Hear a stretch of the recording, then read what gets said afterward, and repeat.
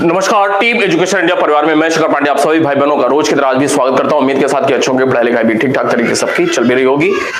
क्यों भाई, सब ठीक ठाक है। उषा राजपूत जी, हरिगोविंद जी, संदीप जी, पूनम, अब्दुल सलीम जी, प्रदीप जी, संदीप, विशन जी, राजीव, बहुत सारे लोग हैं, हरीश, स्मृति, आरती जी, सब ठीक ठाक है। किसी प्रकार कोई परेशानी तो नहीं आ रही है। आज छुट्टी का दिन था, लेकिन मैंने सोचा कि क्लास थोड़ा सा ले लेते हैं, लगभग 1 घंटे के आसपास, की काम आगे बढ़ जाए, इसी उद्देश्य से आज आना हो गया है। चले, हड़प्पा सभ्यता हम लोग देख रहे थे और हड़प्पा सभ्यता के विषय में आधारभूत समझ तो निश्चित रूप से बनी गई होगी, इसमें तनिक भी दो राय नहीं है। उसी कड़ी में हम लोग थोड़ा सा और आगे बढ़ेंगे। आज हम लोग बात शुरू करेंगे विकसित हड़प्पा चरण की। विकसित हड़प्पा चरण की, और विकसित हड़प्पा चरण इस वजह से क्योंकि कल हमने देख लिया था प्राक हड़प्पा चरण, और उम्मीद करूंगा कि निश्चित रूप से आपको याद होगा। थोड़ा सा 2-4 प्रश्न का उत्तर मुझे बताएंगे कि मातृदेवी की पूजा का साक्ष्य प्राक हड़प्पा के किस स्थल से जानकारी मिलती है। मातृदेवी की पूजा का साक्ष्य, हाँ थोड़ा सा अभी उषा जी होम साइंस की बात कर रहे हैं आप लोग, तो टीजीटी होम साइंस के संदर्भ में बताऊं कि अभी सर उपलब्ध नहीं है पारिवारिक कारणों से। उनके परिवार में समस्याएं हैं, पिताजी को लेकर के समस्याएं हैं। मुझे लगता है कि 1-2 दिन और ऐसी समस्या रहेगी क्लास को लेकर के, उसके बाद वो जुड़ जाएंगे और क्लास शुरू हो जाएगी। ठीक है, पारिवारिक परेशानी उनके यहाँ, इसी वजह से होम साइंस वाली क्लास नहीं हो पा रही है। चले, आपसे मैंने पूछा कि मातृदेवी की पूजा का साक्ष्य कहां से मिल रहा है, तो मातृदेवी की पूजा का साक्ष्य बताया हुआ है आपको कहां से मिल रहा है। मुंडीगाग से मिल रहा है, शैली जी ने लिखा, और किसी को शायद पता नहीं है। वैसे ही नहीं पता होगा तो फिर आगे कैसे होगा भाई। चले, एक बात और मुझे बताएं कि हल के प्रयोग का साक्ष्य कहां से मिलता है। हल के प्रयोग का साक्ष्य जल्दी जल्दी बताएंगे।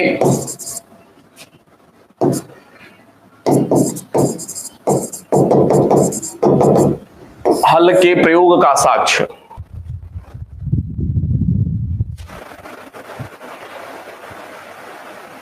अनन्या राजपूत जी, थोड़ी क्लास छूट गई है, कोई बात नहीं बच्चे, अब दोबारा से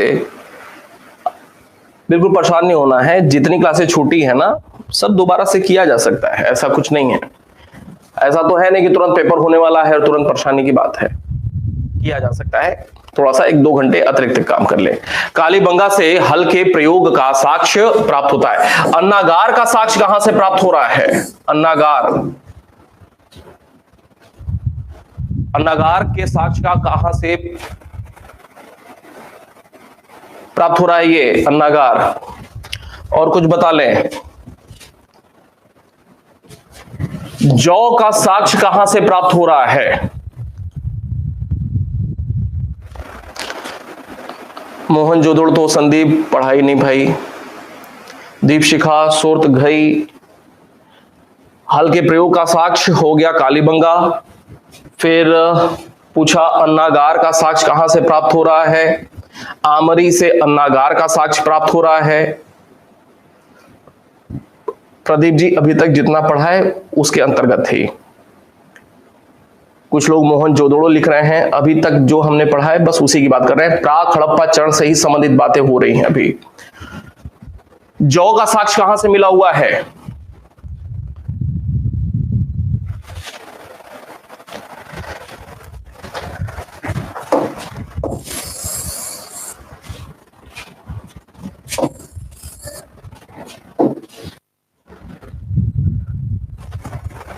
कालीबंगा से जौ का साक्ष्य प्राप्त हुआ है। चले, अब देखेंगे जरा विकसित हड़प्पा चरण की बात शुरू करते हैं।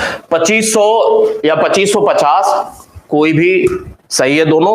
2500 से लेकर के 1900 ईसा पूर्व तक का समय काल विकसित हड़प्पा चरण का कहा जाता है। हड़प्पा सभ्यता का प्रसार एक बहुत ही महत्वपूर्ण मुद्दा बनता है, और पीछे विभिन्न परीक्षाओं में प्रश्न पूछा भी गया है। थोड़ा सा समझने का प्रयास करेंगे इन बातों को। हड़प्पा सभ्यता का प्रसार, कभी अगर पेपर में यह पूछ लिया गया कि हड़प्पा सभ्यता का केंद्रीय स्थल क्या था, केंद्रीय स्थल, हड़प्पा सभ्यता का केंद्रीय स्थल क्या था। केंद्रीय स्थल कहने का मतलब जैसे अगर आज पूछ लिया जाए कि भारत देश का केंद्रीय स्थल क्या है, तो आप निश्चित रूप से कहेंगे कि नई दिल्ली इसका केंद्रीय स्थल है। कोई भी बात सबसे पहले यहां पहुंचती है और यहां से फिर भारत के अन्य क्षेत्रों में यह पहुंच जाते ही है। ठीक उसी प्रकार से जैसे आज भारत का केंद्रीय स्थल नई दिल्ली है, वैसे ही हड़प्पा सभ्यता का जो केंद्रीय स्थल था वो पंजाब और सिंध क्षेत्र था। पंजाब एवं सिंध क्षेत्र, ये याद रखना है, पंजाब और सिंध क्षेत्र संपूर्ण हड़प्पा सभ्यता का यह केंद्रीय स्थल था। और इस केंद्रीय स्थल से ही धीरे धीरे अन्य क्षेत्रों में क्या हुआ, अन्य क्षेत्रों में हड़प्पा सभ्यता का प्रसार हुआ। प्रसार का मतलब विस्तार हुआ, अर्थात हड़प्पा सभ्यता का जो उद्भव हो रहा है, शुरुआत कहां पे हो रहा है इसके उद्भव का, वो पंजाब और सिंध क्षेत्र में है, जिसको केंद्रीय स्थल कहा जाता है। और पंजाब और सिंध क्षेत्र में उद्भव के बाद धीरे धीरे आसपास के 100, 200, 500 किलोमीटर की रेंज में इस सभ्यता का और ज्यादा प्रसार देखने को मिलता है। अब एक प्रश्न यहीं पे बनता है, अन्य क्षेत्रों में ये जो लिखा, अन्य क्षेत्रों में ये जो प्रसार हो रहा है, तो अन्य कौन से क्षेत्र हैं? तो आपको यह स्पष्ट है कि हड़प्पा सभ्यता के अगर स्थलों की बात किया जाए तो हड़प्पा सभ्यता के स्थल पाकिस्तान से प्राप्त हुए हैं, पाकिस्तान के अलावा इंडिया से प्राप्त हुए हैं। अफगानिस्तान अपवाद स्वरूप है, काउंट नहीं किया जाएगा। हड़प्पा सभ्यता के साक्ष्य पाकिस्तान और भारत से प्राप्त होते हैं। तो अन्य क्षेत्रों में पंजाब और सिंध क्षेत्र से होते हुए यह अन्य क्षेत्रों में फैला, तो वो कौन से क्षेत्र हैं जहां पे इन हड़प्पा सभ्यता के स्थल देखने को मिलते हैं? तो पूरा का पूरा पाकिस्तान, चाहे दक्षिण पाकिस्तान हो, चाहे पूरब हो, चाहे उत्तर हो, चाहे पश्चिम पाकिस्तान, पूरे पाकिस्तान में इधर उधर हड़प्पा सभ्यता के साक्ष्य देखने को मिलते हैं। एक बात, इसके साथ साथ अगर भारत की बात किया जाए तो भारत में, पूरे भारत में इसके साक्ष्य नहीं प्राप्त हुए हैं। भारत की बात किया जाए तो भारत में इसके जो साक्ष्य प्राप्त हुए हैं वो दक्षिण में महाराष्ट्र से प्राप्त हुए हैं, महाराष्ट्र के ऊपर गुजरात से प्राप्त हुए हैं, गुजरात के ऊपर राजस्थान से प्राप्त हुए हैं, राजस्थान के ऊपर पंजाब से प्राप्त हुए हैं, पंजाब के साथ साथ हरियाणा से प्राप्त हुए हैं, हरियाणा से सटा हुआ पश्चिमी उत्तर प्रदेश, वेस्ट यूपी, यहां से प्राप्त हुआ है। अर्थात जो पश्चिम उत्तर के प्रांत है भारत के, वहां से इसका हड़प्पा सभ्यता का साक्ष्य प्राप्त हुआ है। पूरे के पूरे भारत देश में इसका साक्ष्य नहीं प्राप्त हुआ है। यह चीज याद रखने की बात है। इसके साथ साथ एक और महत्वपूर्ण बात कि ये जो हड़प्पा सभ्यता है, समझिएगा, ये जो हड़प्पा सभ्यता है, तो हड़प्पा सभ्यता का साक्ष्य जो है वो ये J&K हो गया, यहां पे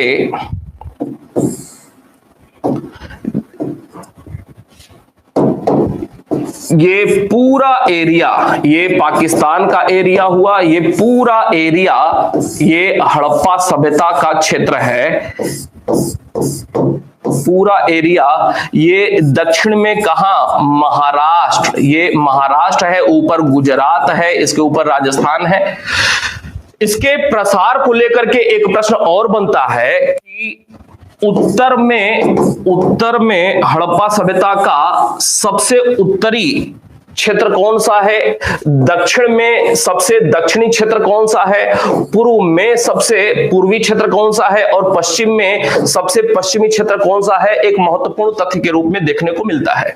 अब इस बात को ऐसे समझें कि अगर सबसे पश्चिमी क्षेत्र पूछा गया, सबसे पश्चिमी क्षेत्र, तो ये जो बलूचिस्तान का एरिया है वर्तमान पाकिस्तान में, यहां पे एक स्थल है सुदका गेंडोर।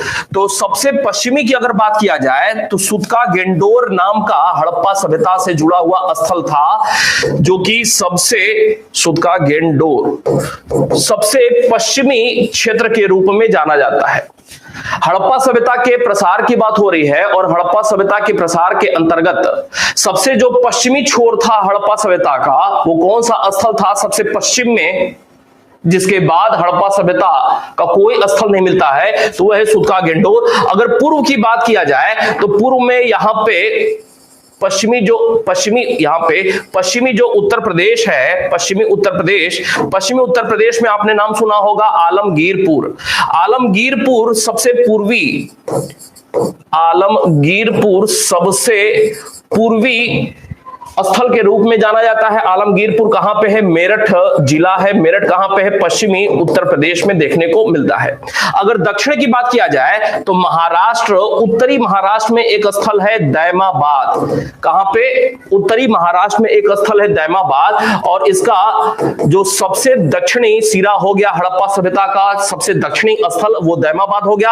अगर उत्तर की बात किया जाए तो जम्मू कश्मीर में कौन सा क्षेत्र है? तो यहां पे है मांदा। कौन सा भाई? मांदा यहां पे है, सबसे उत्तरी स्थल हो गया हड़प्पा सभ्यता का मांदा। ये निश्चित रूप से आपको याद रहना चाहिए क्योंकि परीक्षाओं में लगातार ये प्रश्न पूछा जाता है।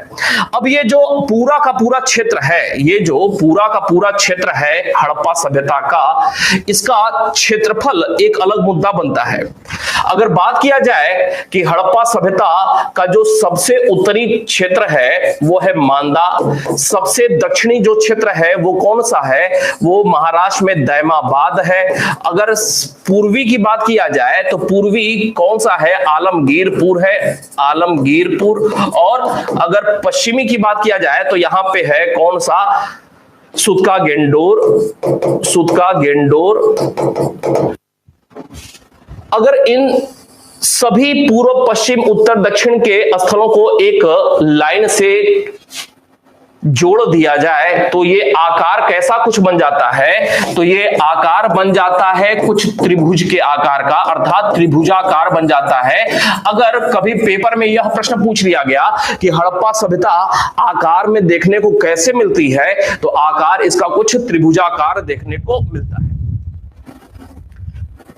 हड़प्पा सभ्यता का आकार कुछ त्रिभुजाकार देखने को मिलता है। अगर आप मैप में इस चीज को देखेंगे तो कुछ ऐसी ही आकृति बनती हुई दिखाई पड़ेगी। थोड़ा सा ये कुछ ऐसे वैसे हो सकता है, एग्जैक्ट ऐसे त्रिभुज नहीं बनेगा, थोड़ा सा ऐसे वैसे हो सकता है, लेकिन देखने में चौकोर नहीं होगा बल्कि त्रिभुजाकार के ही रूप में होगा। तो प्रश्न ये पूछा भी गया है, महत्वपूर्ण तथ्य है। अब अगर इस पूरे क्षेत्र की अगर क्षेत्रफल देख लिया जाए, क्षेत्रफल कितना था, अर्थात कितने बड़े क्षेत्र में इसका प्रसार देखने को मिलता है, तो इसका क्षेत्रफल है 12,99,600 किलोमीटर स्क्वायर, अर्थात 12,99,600 किलोमीटर वर्ग क्षेत्र में यह पूरी की पूरी हड़प्पा सभ्यता फैली हुई थी, बसी हुई थी, जिसके अंतर्गत इतने बड़े क्षेत्र के अंतर्गत ही लगभग 2800 प्लस स्थल देखने को मिलते हैं। अर्थात हड़प्पा सभ्यता एक बहुत बड़ी सभ्यता के रूप में देखने को मिलती है। कितनी बड़ी, आप इस बात का अंदाजा इस बात से भी लगा सकते हैं कि अगर मैं ये पूछूं कि वर्तमान भारत देश का क्षेत्रफल कितना है, तो वर्तमान भारत देश का क्षेत्रफल जो है वो कितना है? जल्दी से बताएं मुझे, कितना है? 32 लाख के आसपास आप जानते होंगे, 32 लाख समथिंग, 32 लाख कुछ और आंकड़ा किलोमीटर स्क्वायर है। और ये 12,99,000, अर्थात देखा जाए तो ये 12,99 का मतलब हो गया 13 लाख। इसका मतलब कि वर्तमान भारत जितना बड़ा है, उत्तर में कश्मीर से लेकर के दक्षिण में कन्याकुमारी, पूर्व में गुजरात से लेकर के अरुणाचल प्रदेश, पूर्व में पश्चिम में गुजरात तक, ये जितना बड़ा भारत है उसका लगभग 40%, अर्थात वर्तमान भारत का 40% अकेले हड़प्पा सभ्यता देखने को मिलता है। अपने आप में आप अंदाजा लगा सकते हैं कि कितने बड़े क्षेत्र में उस समय काल में, आज से लगभग 5000 वर्ष पहले, आज से लगभग 5000 वर्ष पहले भारत में इतने बड़े क्षेत्र में एक सभ्यता डेवलप हुई थी और समय के साथ किन्हीं कारणों से वो पतित हो गई, उसका समापन हो जाता है। एक और महत्वपूर्ण प्रश्न बनता है यहीं पे, यह जब क्षेत्रफल की बात करते हैं तो एक प्रश्न बनता है कि हड़प्पा सभ्यता के क्षेत्रफल के संदर्भ में सबसे पहले कार्य किसने किया था, अर्थात हड़प्पा सभ्यता कितने बड़े क्षेत्र में फैली हुई है, इस संदर्भ में सबसे पहले प्रयास किसका था। तो क्षेत्रफल के संदर्भ में सबसे पहला जो प्रयास था वो था रंगनाथ राव का। याद करना है, यह तथ्य कभी नहीं पूछा हुआ है, मैं लगातार बताते रहता हूं क्या प्रश्न पूछा हुआ है क्या नहीं पूछा हुआ है। यह प्रश्न कभी नहीं पूछा हुआ है कि हड़प्पा सभ्यता के क्षेत्रफल के संदर्भ में पहला प्रयास किसका था या निम्नलिखित में से किसने प्रयास किया था, यह प्रश्न कभी नहीं पूछा हुआ है। रंगनाथ राव के द्वारा हड़प्पा सभ्यता के क्षेत्रफल के संदर्भ में प्रयास किया गया था। क्षेत्रफल कितना निकल करके आता है, 1299 600 किलोमीटर वर्ग देखने को मिलता है। दोबारा से इन सारी बातों को रिपीट करता हूं मैं। हड़प्पा सभ्यता के विस्तार प्रसार की बात हो रही है और हड़प्पा सभ्यता के विस्तार प्रसार के पहली बात जो निकल करके आती है वो ये निकल करके आती है कि हड़प्पा सभ्यता का केंद्रीय स्थल क्या था। याद करेंगे, हड़प्पा सभ्यता का जो केंद्रीय स्थल है वो पंजाब और सिंध है और पंजाब और सिंध से ही यह हड़प्पा सभ्यता भारत या पाकिस्तान के अन्य क्षेत्रों में फैली। किन किन क्षेत्रों में फैली, तो पूरा का पूरा पाकिस्तान में इधर उधर जगह जगह बिखरे हुए हैं हड़प्पा सभ्यता के स्थल। और अगर भारत की बात किया जाए तो भारत में पूरे के पूरे भारत में हड़प्पा सभ्यता के स्थल नहीं देखने को मिलते हैं, बल्कि ये जम्मू कश्मीर में कुछ स्थल देखने को मिलते हैं। इसके अलावा महाराष्ट्र में, दक्षिण में, गुजरात में, राजस्थान में, पंजाब में, वेस्ट यूपी में, हरियाणा में इसके स्थल देखने को मिलते हैं। अगर यह प्रश्न पूछ लिया गया कि भारत के निम्नलिखित किस राज्य में हड़प्पा सभ्यता, अगर प्रश्न यह पूछ लिया गया कि भारत के निम्नलिखित किस राज्य में हड़प्पा सभ्यता के स्थल नहीं प्राप्त हुए हैं, एक ऑप्शन में अगर मध्य प्रदेश भी रहा तो मध्य प्रदेश से हड़प्पा सभ्यता के स्थल नहीं प्राप्त हुए हैं। अगर एक प्रश्न यह पूछ लिया गया जिसमें ऑप्शन कर्नाटक भी है तो कर्नाटक से नहीं प्राप्त हुए हैं, तमिलनाडु से नहीं प्राप्त हुए हैं, आंध्र प्रदेश से नहीं प्राप्त हुए हैं, तेलंगाना से नहीं प्राप्त हुए हैं, उड़ीसा से नहीं प्राप्त हुए हैं। ध्यान में रखने की बात। क्लियर है भाई?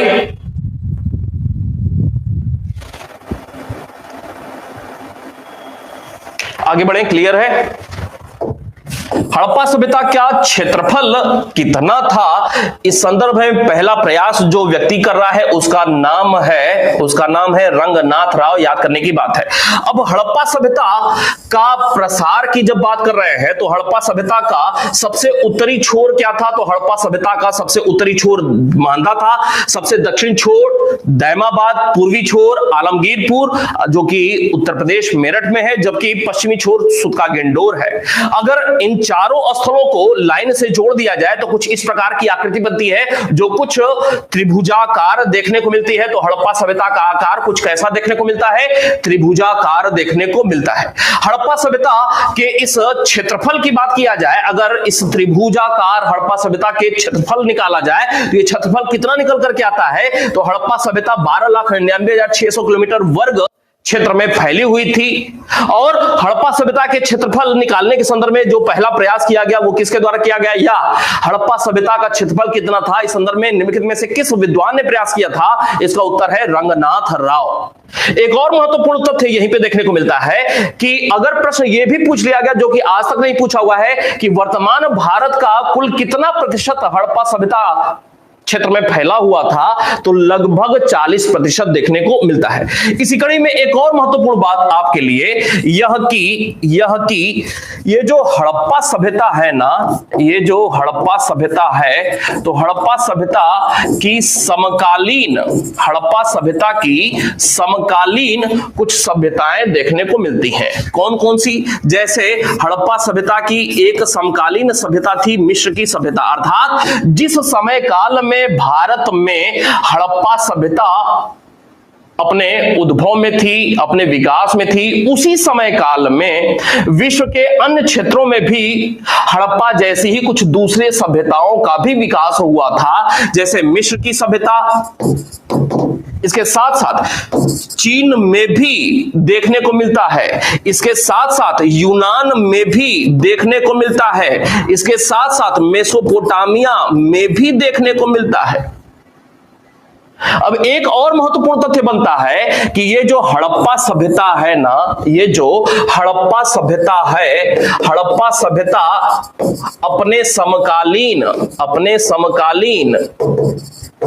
समकालीन कौन सी, मिस्र एंड मेसोपोटामिया अर्थात इराक, दजला फरात नदी वाला मिस्र और मेसोपोटामिया से कितनी बड़ी थी, तो यह लगभग 12 गुना बड़ी थी। अर्थात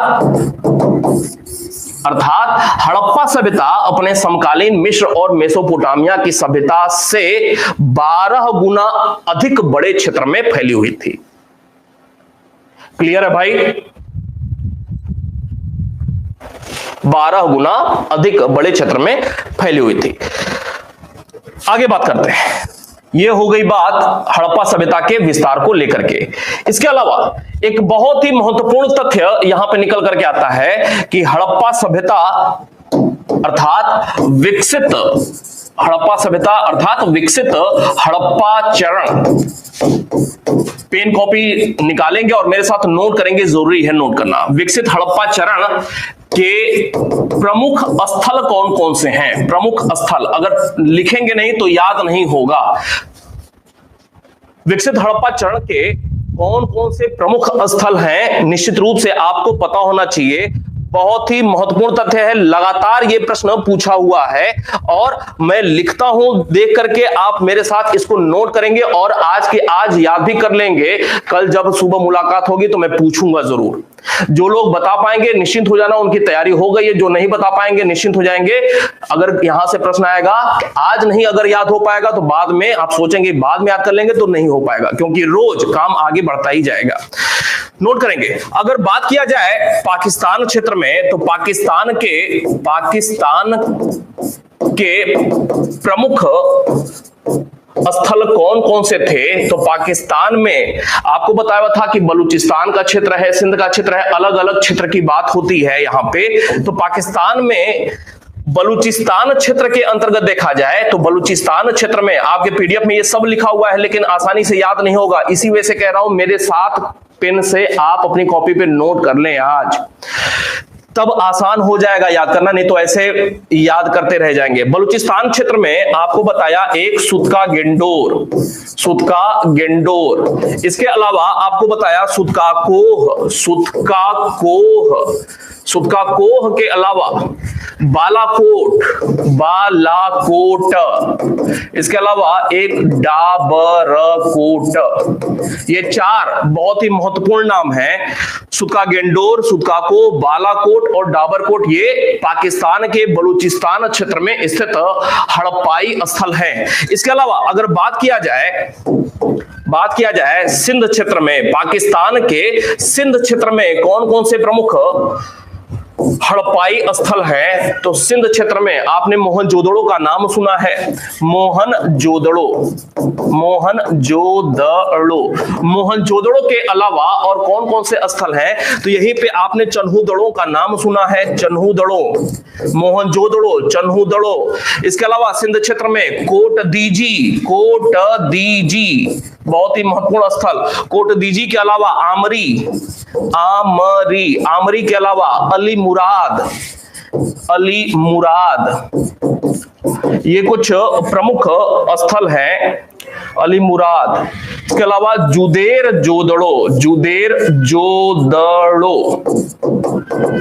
ये कुछ सिंध क्षेत्र के महत्वपूर्ण हड़प्पाई स्थल हैं। सिंध क्षेत्र के पंजाब क्षेत्र की बात किया जाए, पाकिस्तान के पंजाब क्षेत्र की बात किया जाए, मैं ये नहीं भी लिखता ना तो भी हमारा काम हो जाता, लेकिन आपका काम अधूरा रह जाता। लिखना इसलिए जरूरी है कि आप अच्छे तरीके से इन बातों को याद कर सकें। सिर्फ देख देख करके पढ़ने से कभी भी याद नहीं होता है। आप भुलावे में रहते हैं कि हमने एक बार दो बार पढ़ लिया है, याद हो गया, लेकिन याद नहीं होता है और तथ्यों का खेल है आपकी परीक्षा। ठीक है। सी, मेरी बात मानते जाएंगे, फायदे में रहेंगे। पंजाब क्षेत्र में, पाकिस्तान में भी पंजाब है, पता ही होगा। पाकिस्तान के पंजाब क्षेत्र में जब भारत का 1947 में विभाजन हुआ था तो पंजाब भारत में भी था, पाकिस्तान में भी था। और भारत के क्षेत्र में जो पंजाब पड़ा उसको पूर्वी पंजाब कहा गया था उस समय, जबकि पाकिस्तान वाले पंजाब को पश्चिमी पंजाब कहा गया था। जो लाहौर आज है ना, पाकिस्तान में लाहौर है, वो पाकिस्तान के पंजाब प्रांत की ही राजधानी है। तो पंजाब क्षेत्र में कौन कौन से, तो आपने नाम सुना होगा हड़प्पा का। हड़प्पा के अलावा डेरा इस्माइल, पाकिस्तान के पंजाब प्रांत में ही एक महत्वपूर्ण, इसमें गुमला नाम आएगा, इसमें जलीलपुर नाम आएगा, जलीलपुर, रहमान ढेरी, ये सब स्थल हैं पाकिस्तान के, ये सब छोटे छोटे स्थल हैं जहां पे हड़प्पा सभ्यता के स्थल खुदाई से प्राप्त हुए हैं। फिर से देखेंगे दोबारा से इन बातों को। ये बात हो रही है हमारी विकसित हड़प्पा चरण के कुछ प्रमुख स्थल कौन कौन से हैं।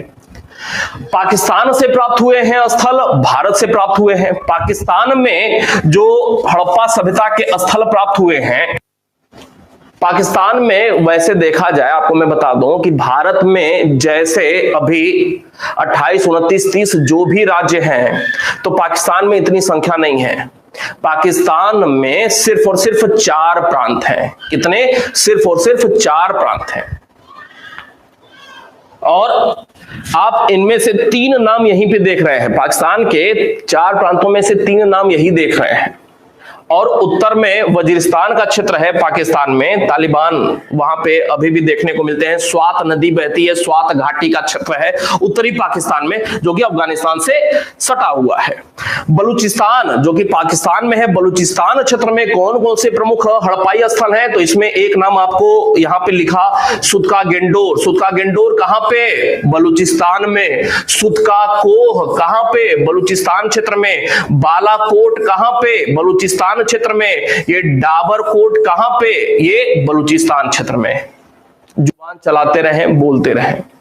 बलूचिस्तान क्षेत्र में सुतका गेंडोर, सुतका कोह, बालाकोट, डाबरकोट, 4। सिंध क्षेत्र की बात करते हैं तो सिंध क्षेत्र में मोहनजोदड़ो, फिर चन्हूदड़ो, इसके अलावा कोट दीजी, आमरी, अ से आमरी, अ से अली मुराद, और जुदेर जोदड़ो, मोहनजोदड़ो का भाई जुदेर जोदड़ो, सिंध क्षेत्र में। पंजाब क्षेत्र में आप एक नाम जानते हैं हड़प्पा। प्रश्न पूछा हुआ है, इसी वजह से जोड़ दे रहा हूं। अगर मिलान करने के लिए आ जाएगा, इधर स्थल दे देगा, इधर वो सारे प्रांत या क्षेत्र दे देगा, मिलान करने के लिए कौन से क्षेत्र से संबंधित है वो हड़प्पाई स्थल, अगर याद नहीं रहेगा तो निश्चित रूप से दिक्कत होगी और आगे आने वाली परीक्षा में ये प्रश्न पूछा जाएगा। पंजाब में हड़प्पा, डेरा इस्माइल, गुमला, जलीलपुर और रहमान ढेरी, बहुत सारे स्थल हैं, 2800 से ज्यादा स्थल हैं, लेकिन सबके विषय में बात नहीं हो सकती है। जो कुछ प्रमुख हैं वही आपको याद रखना है। ये हो गई पाकिस्तान की बात। आगे बढ़ेंगे। अगर भारत की बात किया जाए, याद हो जाएगा भाई, कल मैं पूछ लूं, याद हो जाएगा। अगर भारत की बात किया जाए, ध्यान से देखें, नोट करते रहें। भारत की बात किया जाए तो भारत में कौन कौन से किस क्षेत्र में प्रमुख हड़प्पाई स्थल है, तो भारत में अगर हरियाणा की बात किया जाए, बिल्कुल नोट करते रहेंगे। हरियाणा में राखी गढ़ी, और राखी गढ़ी को लेकर के कल भी बताया था कि भारत में सबसे बड़ा सैंधव स्थल है। कौन सा? राखी गढ़ी। भारत में सबसे बड़ा सैंधव स्थल राखीगढ़ी है।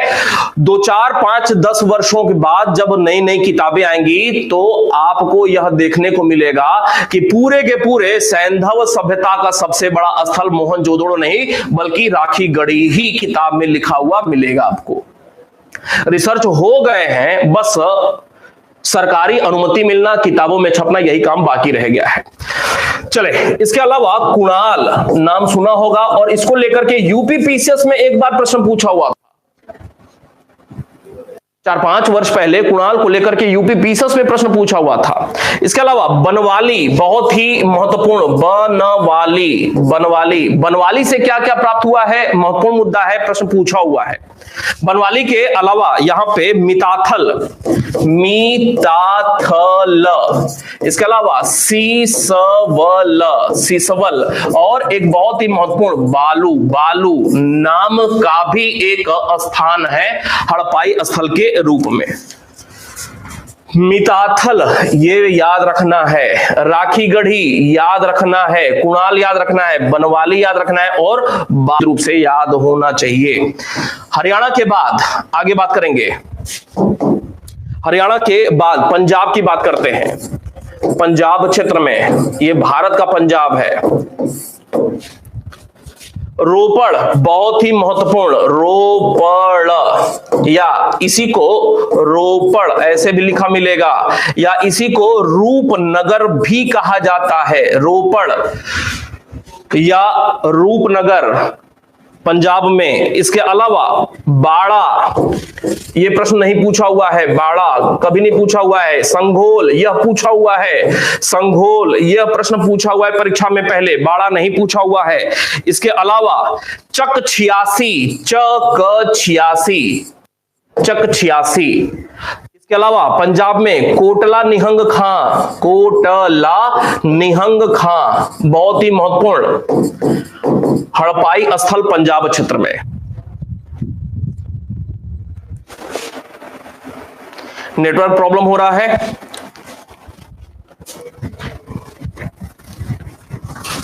देखिए नेटवर्क प्रॉब्लम हो रहा है क्या, नेटवर्क बाधित है क्या?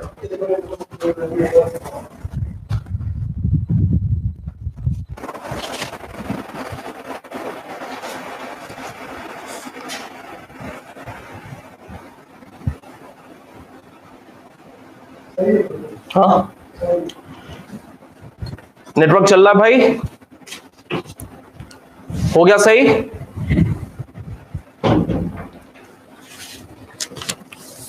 जल्दी बताएं, हो गया सही? अब सही है, ठीक है।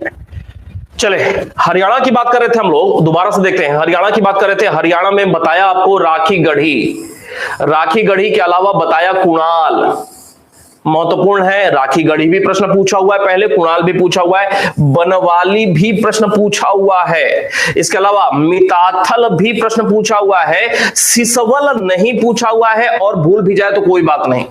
लेकिन बालू आने वाली परीक्षा में कभी ना कभी आप देखेंगे बालू को लेकर के प्रश्न पूछा जाएगा कि बालू का लोकेशन कहां पे है। भारत के हरियाणा प्रांत में बालू नाम का एक स्थल है जहां से सैंधव सभ्यता का पूरा अवशेष प्राप्त हुआ है। ठीक है, अगर बात करें पंजाब की तो पंजाब में एक बहुत ही महत्वपूर्ण स्थल रोपड़ को रूपनगर भी कहा जाता है, प्रश्न लगातार पूछा हुआ है रोपड़ को लेकर के। बाड़ा एक महत्वपूर्ण स्थल है सैंधव सभ्यता का पंजाब में, प्रश्न नहीं पूछा हुआ है लेकिन आपको याद रखना है। संघोल यह प्रश्न पूछा हुआ है परीक्षा में, यह प्रश्न पूछा हुआ है। बाड़ा नहीं पूछा हुआ है लेकिन आप याद कर लेंगे। चक 86 कभी नहीं पूछा हुआ है। कोटला निहंग खां कभी नहीं पूछा हुआ है लेकिन आपके दिमाग में याद रहना चाहिए। प्राचीन भारत के इतिहास में ऐसी बहुत सारी चीजें हैं जो यूजलेस हैं लेकिन परीक्षा देना है और रिजल्ट लाना है तो भी आपको याद करना ही पड़ेगा, कोई ऑप्शन दूसरा नहीं मिलता है। चले तीसरे की बात करेंगे। तीसरा जम्मू कश्मीर। जम्मू कश्मीर में बहुत ज्यादा सैंधव सभ्यता के स्थल नहीं प्राप्त हुए हैं। सैंधव सभ्यता के सिर्फ 2-4 स्थल ही अभी तक जानकारी में आए हैं, जिनमें सबसे महत्वपूर्ण एक ही है, वो है मांदा। रिसर्च अभी होना बहुत बाकी है। एक खास बात यह है, एक खास बात समझिएगा कि जहां पे पहाड़ी क्षेत्र ज्यादा है ना, पहाड़ी क्षेत्र ज्यादा है, वहां पे सैंधव सभ्यता का साक्ष्य नहीं मिला हुआ है। पहाड़ी क्षेत्रों में सैंधव सभ्यता का साक्ष्य नहीं मिला हुआ है, इस बात को ध्यान में रखेंगे। इस कॉन्सेप्ट को समझ लें जरा, इस कॉन्सेप्ट को समझ लें कि जब भी किसी नई संस्कृति का विकास हुआ है ना, नई संस्कृति का विकास हुआ है ना, तो वो किसी नदी के किनारे ही हुआ है, किसी नदी के किनारे ही हुआ है। हड़प्पा सभ्यता के भी जितने भी स्थल अभी तक जानकारी में आए हैं, उनमें से 80% से ज्यादा, शायद कह लें 90% से ज्यादा मैदानी कुछ एरिया है, नदी आसपास है, वहीं पे सैंधव सभ्यता के स्थल देखने को मिले हैं। किसी भी सभ्यता का आरंभ किसी नदी के किनारे हुआ है। जल का महत्व क्या है आप जानते होंगे बढ़िया से।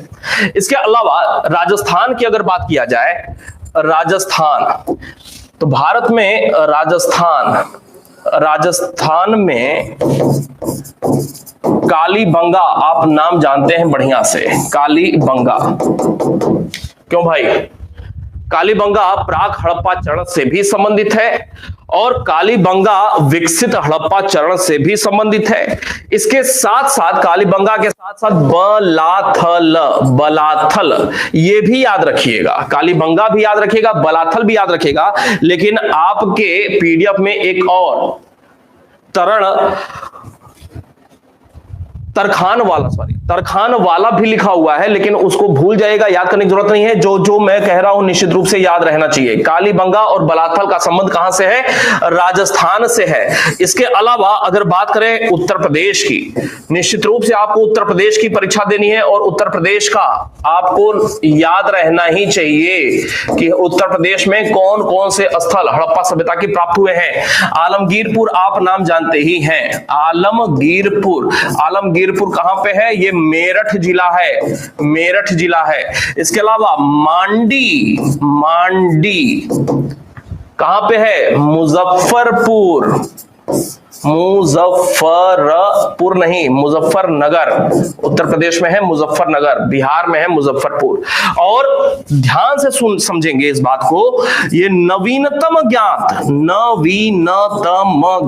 कभी पेपर में अगर ये प्रश्न दिया गया कि निम्नलिखित में से हड़प्पा सभ्यता का नवीनतम ज्ञात पूरा स्थल कौन सा है, अर्थात सबसे नया क्षेत्र जिसकी जानकारी हुई है कि यह हड़प्पा सभ्यता से जुड़ा हुआ है, उसकी खुदाई कुछ हुई है, वो नवीनतम स्थल कौन सा है? मांडी को याद कर लीजिएगा। मांडी उत्तर प्रदेश के मुजफ्फरनगर जिले में मांडी सैंधव सभ्यता से जुड़ा हुआ एक महत्वपूर्ण स्थल के रूप में जाना जाता है। हाल फिलहाल में इसकी जानकारी हुई है।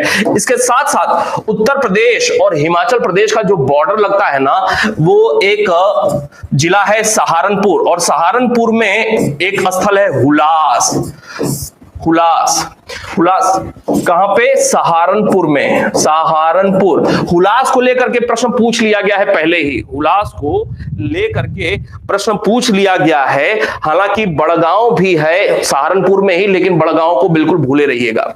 हुलास याद रखिएगा, मांडी याद रखिएगा, आलमगीरपुर याद रखिएगा। उत्तर प्रदेश में ये 3 प्रमुख क्षेत्र, बड़गांव जो कि सहारनपुर में ही, उसको भूल जाइएगा, कोई परेशानी की बात नहीं है। इसके अलावा अगर बात किया जाए महाराष्ट्र की, तो महाराष्ट्र में आपको बताया एक प्रमुख स्थल दैमाबाद। महाराष्ट्र में दैमाबाद एक प्रमुख स्थल के रूप में। जबकि गुजरात की बात कर लिया जाए, तो गुजरात में बहुत सारे स्थल हैं। गुजरात में कौन कौन से? देखिएगा कुछ यहां पे नई बातें भी आपको जानने को मिलेंगी। गुजरात में जैसे लोथल, रंगपुर, रोजदी, प्रभास पाटन, जैसे नागेश्वर, जैसे मेघम, ये सब याद होना चाहिए आपको। गुजरात में जो भी सारे इतने स्थल देखने को मिल रहे हैं वो निश्चित रूप से सब के सब आपको याद होना चाहिए। लोथल, रंगपुर, रोजदी, प्रभास पाटन, नागेश्वर, मेघम और बहुत ही महत्वपूर्ण धौलावीरा गुजरात में ही है। धौलावीरा ये कहां पे है? गुजरात में है। ये निश्चित रूप से आपको याद होना चाहिए। अगर एक तथ्य यह पूछ लिया गया कि स्वतंत्रता प्राप्ति के बाद भारत में 1947 स्वतंत्रता प्राप्ति के बाद सर्वाधिक स्थल कहां से प्रकाश में आए हैं, तो सर्वाधिक स्थल गुजरात से ही सैंधव सभ्यता के जानकारी में आए हैं।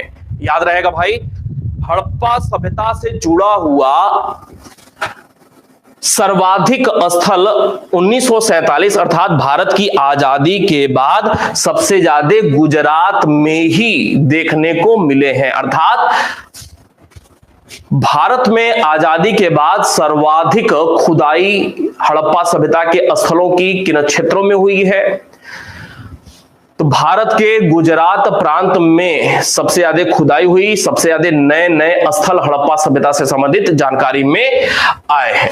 तो ये भारत से संबंधित कुछ महत्वपूर्ण बातें रही हैं। अच्छा, इसमें एक चीज और था, एक और स्थल कुंतासी, ये भी महत्वपूर्ण था। कुंतासी ये भी याद रखेंगे, कुंतासी भी।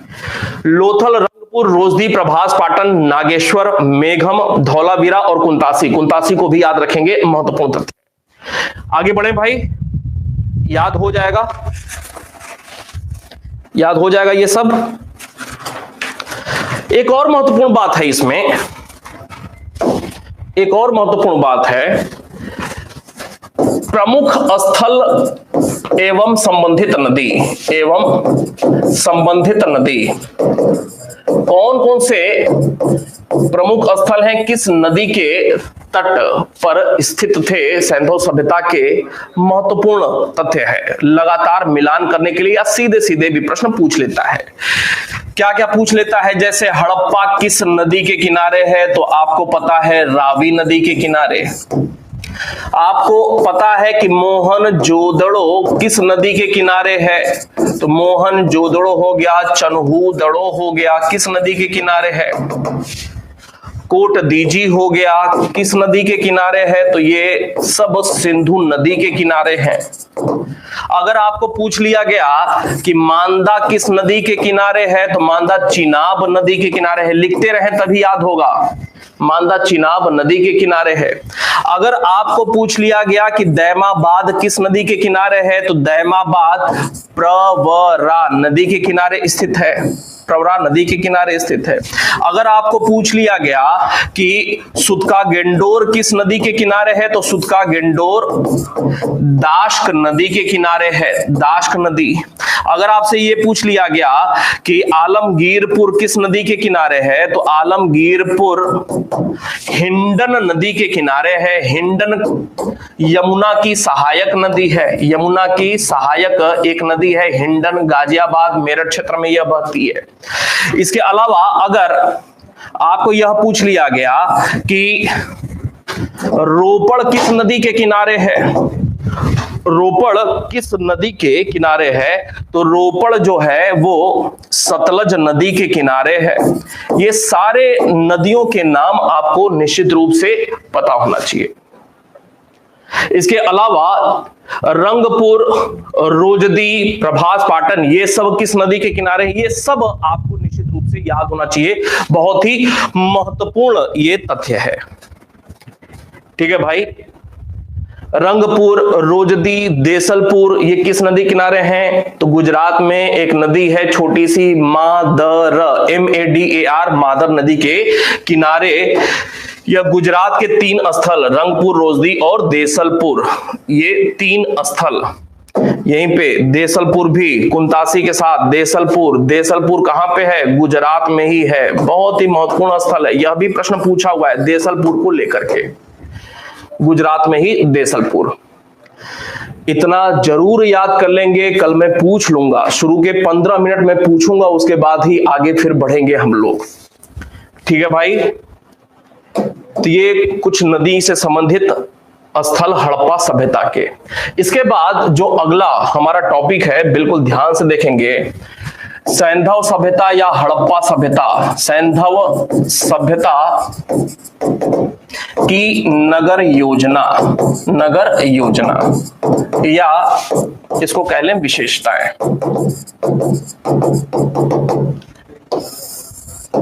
अगला एक बहुत ही महत्वपूर्ण टॉपिक है और इसको समझने का प्रयास करिएगा। एक बार समझेंगे, क्या बताना है शुचि जी?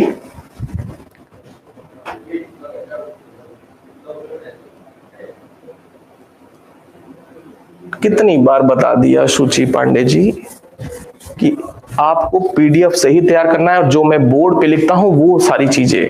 अब बोल बोल करके अगर मैं लिखवाऊंगा ना तो कम से कम प्राचीन भारत को लिखने में ना 3.5 महीने से ज्यादा का समय लगेगा। ठीक है, पीडीएफ इसका भिजवा दिया था, देख लीजिएगा। हाँ, वहां से याद करिए और सारी बातों को मैं यहां पे लिख रहा हूं। बहुत सारी बात, 10 बार ये सारी बातें बोल दिया। चले, सैंधव सभ्यता की नगर योजना, इस बात को समझने का प्रयास करिएगा। समझ लेंगे तो ऐसे ही याद हो जाएगा।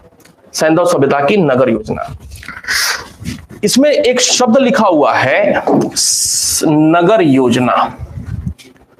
आपको जानकारी होगी कि प्राचीन भारत में, बिल्कुल ध्यान से समझने का प्रयास करिएगा, प्राचीन भारत में, संपूर्ण प्राचीन भारत की बात हो रही है, प्राचीन भारत में 3 समय या 3 काल कह ले नगरीकरण का माना जाता है। नगरीकरण का माना जाता है। संपूर्ण प्राचीन भारत में 3 काल नगरीकरण के तौर पे जाना जाता है। कौन कौन से हैं वो देखिए, बिल्कुल क्रम से ही। एक है हड़प्पा सभ्यता का काल, हड़प्पा सभ्यता का काल, इसको कहा जाता है प्रथम नगरीकरण का काल। प्रथम नगरीकरण का काल, प्रथम नगरीकरण क्यों? क्योंकि भारत में पहली बार नगरों के साक्ष्य हड़प्पा काल के दौरान ही देखने को मिलते हैं। प्रथम नगरीकरण का काल कहा जाता है या दौर कहा जाता है। द्वितीय नगरीकरण का, तो द्वितीय नगरीकरण का जो दौर है ना, वो महाजनपद काल को कहा जाता है। महाजनपद काल या इसी को कहते हैं छठी सदी ईसा पूर्व। छठी सदी ईसा पूर्व का काल, ये द्वितीय नगरीकरण का काल भारत में माना जाता है। तृतीय नगरीकरण का काल क्या माना जाता है? तो भारत में तृतीय नगरीकरण का काल जो माना जाता है वो पूर्व मध्यकाल माना जाता है। पूर्व मध्यकाल, और पूर्व मध्यकाल का मतलब समझ लें 8वीं 9वीं सदी। 8वीं 9वीं सदी, ये 3 भारत में नगरीकरण के काल माने जाते हैं। ठीक है, अब यहां पे हम लोग बात कर रहे हैं हड़प्पा सभ्यता को लेकर के। हड़प्पा सभ्यता, प्रथम नगरीकरण का दौर। ये जो हड़प्पा सभ्यता है, प्रथम नगरीकरण का दौर, इसको लेकर के कुछ बात कि हड़प्पा सभ्यता के संदर्भ में, हड़प्पा सभ्यता के संदर्भ में अब क्या क्या प्रश्न है वो देखते चले जाएंगे। हड़प्पा सभ्यता के संदर्भ में पहली बार, प्रथम बार नगरीय क्रांति शब्द, नगरीय क्रांति, यह प्रश्न बहुत ही महत्वपूर्ण है, कभी भी प्रश्न बनेगा। नगरीय क्रांति शब्द का प्रयोग किसने किया था? शब्द का प्रयोग किसने किया था? हड़प्पा सभ्यता के संदर्भ में नगरीय क्रांति, नगरीकरण हो रहा है, नगर अस्तित्व में आ रहे हैं, तो इसके पहले कभी नगर नहीं हुए, पहली बार नगर शब्द निकल करके आ रहा है, नगर प्रकार का विचार निकल करके आ रहा है। तो एक रेवोल्यूशनरी यह कदम देखने को मिलता है हड़प्पा सभ्यता के लोगों के द्वारा कि नगर की स्थापना कर रहे हैं हड़प्पा सभ्यता के लोग।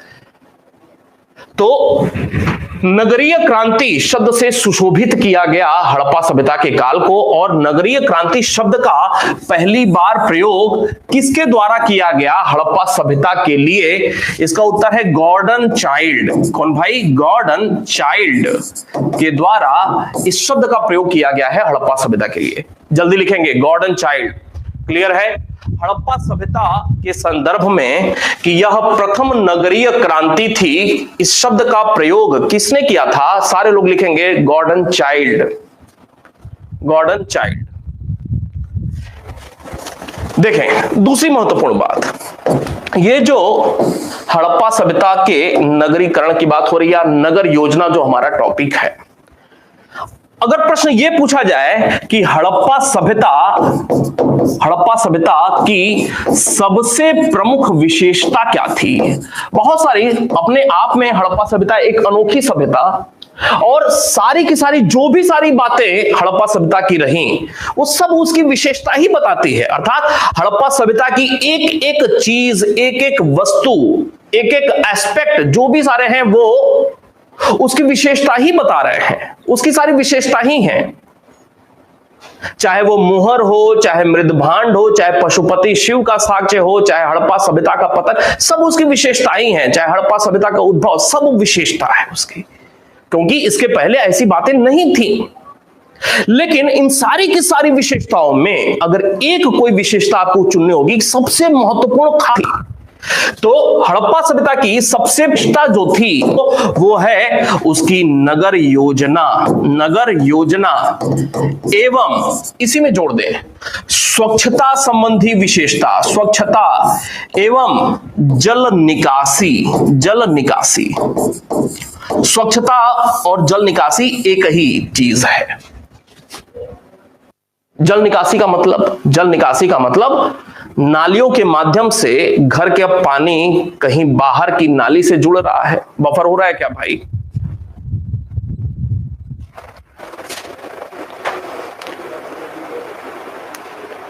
बफर हो रहा है, थोड़ा सा वेट करते हैं, ठीक हो जाएगा।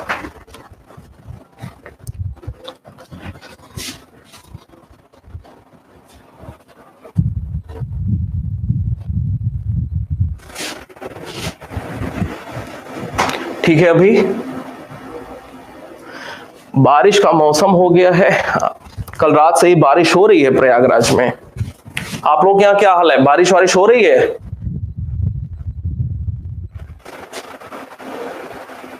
सही हो गया। कैसे मुराद? ठीक है, अब देखिए हड़प्पा सभ्यता की जो सबसे प्रमुख विशेषता थी वो थी नगर योजना एवं स्वच्छता या जल निकासी संबंधी विशेषता। ये वाला जो नगर योजना है ना, यही लगातार प्रश्न में पूछा हुआ है। 20 बार यह प्रश्न पूछा हुआ है अलग अलग परीक्षाओं में, और सारी की सारी परीक्षाओं में ही पूछा हुआ है कभी ना कभी। हड़प्पा सभ्यता की सबसे प्रमुख विशेषता उसकी नगर योजना थी। अब बात करेंगे हड़प्पा सभ्यता की नगर योजना की। ध्यान से देखिएगा, नगर योजना।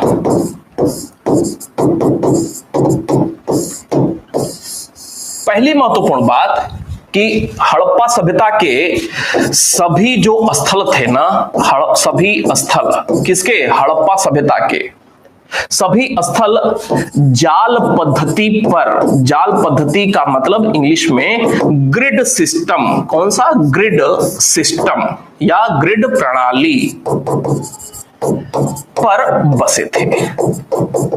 हड़प्पा सभ्यता के सभी स्थल जाल या ग्रिड सिस्टम पर आधारित थे या बसे हुए थे। जाल पद्धति क्या होता है समझने का प्रयास करेगा। ये सब तथ्य हैं, समझने का प्रयास करते रहिएगा। मान ले कोई यह एक स्थल है, कोई एक स्थल है हड़प्पा सभ्यता का, कोई एक स्थल है, इतने बड़े क्षेत्र में कोई एक स्थल बसा हुआ है। जाल पद्धति का मतलब, जाल पद्धति का मतलब यह है जाल पद्धति। हड़प्पा सभ्यता के सभी स्थल जाल पद्धति पर बसे हुए थे। पहली महत्वपूर्ण बात, जाल पद्धति या ग्रिड सिस्टम पर बसे हुए थे। दूसरी महत्वपूर्ण बात, लगभग अब आ गया लगभग। लगभग का मतलब सभी नहीं, लगभग का मतलब सभी नहीं, लगभग का मतलब अधिकांश। लगभग सभी स्थल, सभी स्थल, सभी स्थल नहीं, लगभग सभी स्थल दो भाग में बटे होते थे, दो भाग में बटे होते थे। हड़प्पा सभ्यता के लगभग सभी स्थल, सभी नहीं लगभग सभी स्थल दो भाग में बटे होते थे। कौन सा वो दो भाग था? तो हड़प्पा सभ्यता के जो सभी स्थल दो भाग में बटे हुए थे, अब उसको एक डायग्राम के माध्यम से समझिए। हड़प्पा सभ्यता के लगभग सभी स्थल दो भाग में बटे हुए थे। इसका मतलब क्या है? इसका मतलब है ये दो भाग में बटे हुए थे।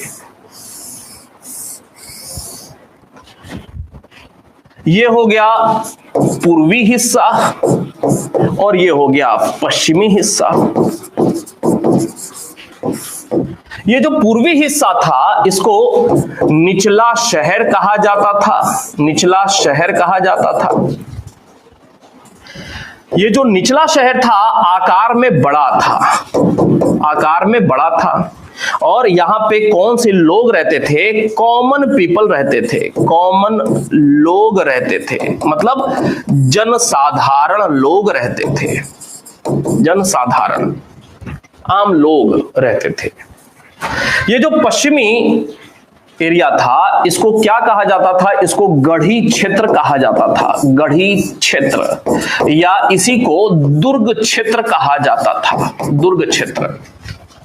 और ये आकार में कैसा था? तो पूर्वी की तुलना में, ये पूर्वी की तुलना में यह छोटा होता था। हड़प्पा सभ्यता के लगभग सभी स्थल, अधिकांश स्थल, बफर हो रहा है क्या भाई?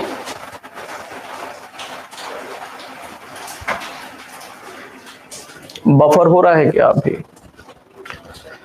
देखिए, हड़प्पा सभ्यता के लगभग सभी स्थल, अधिकांश मतलब स्थल दो भाग में बटे होते थे। एक था निचला शहर जो कि पूरब में होता था, पूरब में होता था। दूसरा है गढ़ी क्षेत्र या दुर्ग क्षेत्र जो कि पश्चिम में होता था। क्लियर है? जो ये निचला शहर था वो आकार में दुर्ग क्षेत्र से बड़ा था, दुर्ग क्षेत्र की तुलना में आकार में ये जो निचला शहर था वो बड़ा था। यहां पे भीड़ रहती थी। बड़ा क्यों था? क्योंकि अधिकांश भीड़, क्राउड यहीं पे रहती थी। जबकि ये जो पश्चिमी गढ़ी क्षेत्र था वो आकार में छोटा था और यहां पे समाज के चुने हुए लोग रहते थे, चुने हुए खास लोग रहते थे। चुने हुए खास लोग कैसे होते हैं? समृद्ध लोग होते हैं, समृद्ध या प्रशासनिक लोग। इनकी संख्या कितनी है? संख्या कम होती है, समाज में संख्या कम होती है, जबकि कॉमन पीपल की संख्या ज्यादा होती है। क्लियर है? अब ये जो प्लानिंग थी ना नगर योजना की, इसका कुछ अपवाद देखने को मिल रहा है। इसका अपवाद अर्थात उपरोक्त व्यवस्था का, उपरोक्त द्विविभाजन व्यवस्था का अपवाद, एक्सेप्शन भी देखने को मिलता है। अपवाद जैसे अपवाद में एक नाम आएगा धौलावीरा। धौलावीरा, धौलावीरा अपवाद में आएगा। कैसा अपवाद? कि धौलावीरा जो स्थल था वो दो भाग में नहीं बटा हुआ था। ये कितने भाग में बटा हुआ था? ए बी सी, तीन भाग में बटा हुआ था। याद रहो गया भाई? धौलावीरा कुल कितने भाग में बटा हुआ था? जल्दी लिखेंगे। धौलावीरा तीन, जल्दी लिखें। धौलावीरा तीन भाग में बटा हुआ था। अब अपवाद की बात कर रहे हैं। अधिकांश स्थल, लगभग सभी स्थल, सभी के सभी नहीं, कुछ स्थल अपवाद में हैं। धौलावीरा 3 भाग में बटा हुआ था, याद रहेगा, 3 भाग में। धौलावीरा कहां पे है बताएंगे जरा, किस प्रांत में है भारत के? धौलावीरा किस प्रांत में है?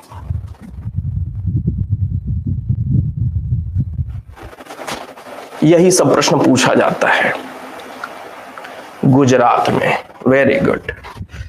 दूसरे नंबर पे जो अपवाद है वो है लोथल। कौन सा है? लोथल। लोथल में क्या था? लोथल में किसी भी प्रकार का विभाजन नहीं था। कौन सा एक स्थल है हड़प्पा सभ्यता का जिसमें कोई भी आंतरिक विभाजन नहीं था? उत्तर है लोथल। याद हो गया? लोथल भी गुजरात में। जी देखिए, यहां पे हमने देखा कि अधिकांश स्थल, लगभग सभी स्थल 2 भाग में बटे होते थे, लेकिन इसका कुछ अपवाद है। धौलावीरा 3 भाग में, धौलावीरा 3 भाग में। लोथल में विभाजन ही नहीं देखने को मिला है, विभाजन नहीं। इसके अलावा तीसरा एक प्रमुख स्थल है सुरकोतड़ा। सुरकोतड़ा कहां पे है ये? सुरकोतड़ा गुजरात में ही है। सुरकोतड़ा भी गुजरात में है, ये भी गुजरात में है, ये भी गुजरात में है। ये तीनों अपवाद जो है कहां पे देखने को मिल रहे हैं? गुजरात में ही देखने को मिल रहे हैं। सुरकोतड़ा में भी क्या है? कोई भी आंतरिक विभाजन नहीं है, विभाजन नहीं। याद हो गया? प्रश्न यही सब पूछे जाते हैं, यही सब याद रखना है। जल्दी बताएं। दूसरी महत्वपूर्ण बात, अब दूसरी बात पे आते हैं।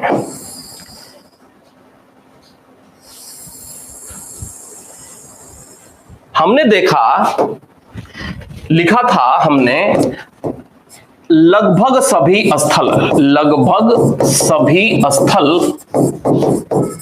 लगभग सभी स्थल 2 भाग में बटे थे। यही लिखा हुआ था अभी, 2 भाग में। कैसे? ऐसे 2 भाग में बटे हुए थे।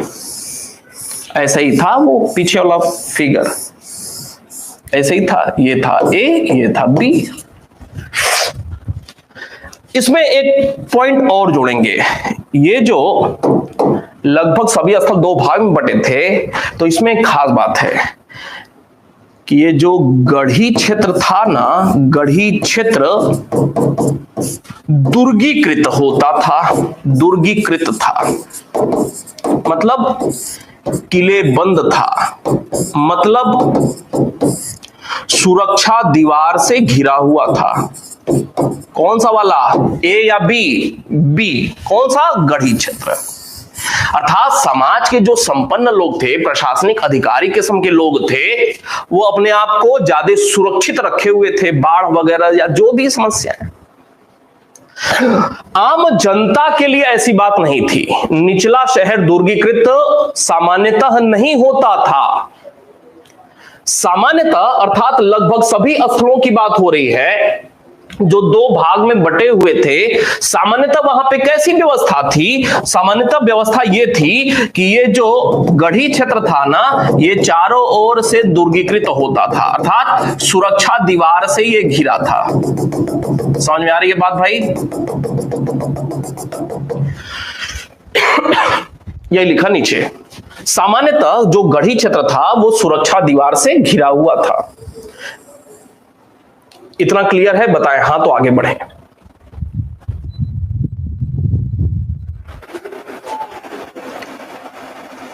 इतना क्लियर है?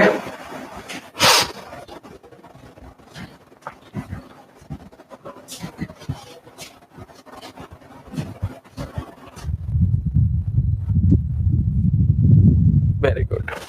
चले, अब इस व्यवस्था का भी ये जो गढ़ी क्षेत्र दुर्गीकृत होता था सामान्यतः ऐसा होता था कि गढ़ी क्षेत्र दुर्गीकृत होता था, लेकिन इस व्यवस्था का भी कुछ अपवाद देखने को मिलता है। इस व्यवस्था का भी अपवाद देखने को मिलता है। क्या है अपवाद? अपवाद में एक नंबर कालीबंगा। कालीबंगा में कैसा अपवाद देखने को मिलता है? तो कालीबंगा जो स्थल था, कालीबंगा जो स्थल है वो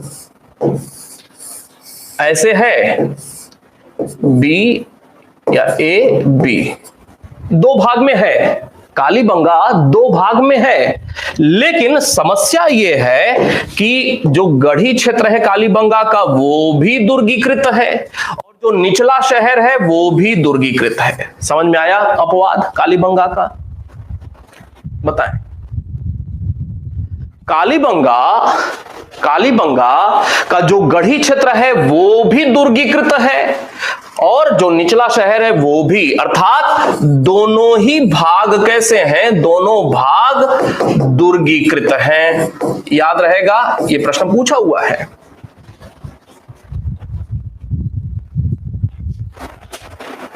बिल्कुल मैं कहानी सुना रहा हूं और जैसे जैसे आप कहानी समझते जाएं वैसे वैसे हाँ हाँ करते जाएं। दोनों भाग मतलब अलग अलग, दोनों भाग दुर्गीकृत हैं लेकिन अलग अलग, ये भी याद रखना है, अलग अलग दुर्गीकृत हैं। फिगर समझते जाइए, अलग अलग दुर्गीकृत हैं।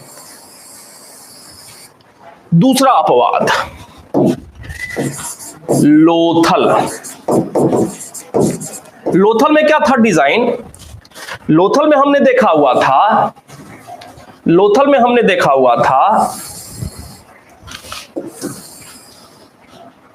लोथल में किसी भी प्रकार का विभाजन देखने को नहीं मिलता है। धौलावीरा में 3 भाग में विभाजन, लोथल में किसी भी प्रकार का विभाजन नहीं। दूसरा अपवाद यहां पे अब लोथल क्या है?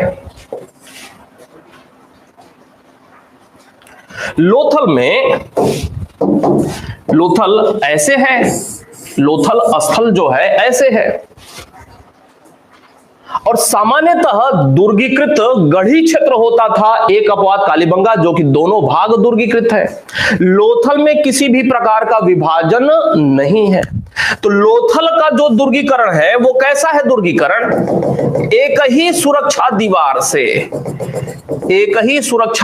से पूरा का पूरा क्षेत्र, एक ही सुरक्षा दीवार से पूरा क्षेत्र घिरा हुआ था, से घिरा। याद रहेगा?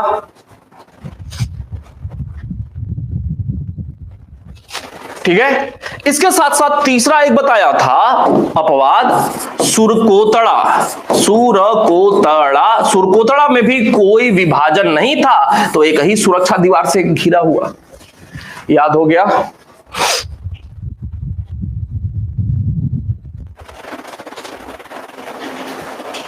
बहुत बढ़िया। आगे बात करेंगे, आगे बढ़े।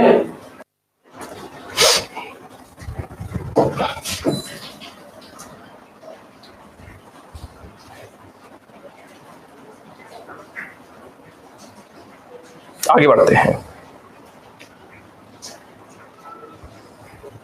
बढ़ते हैं, देखिए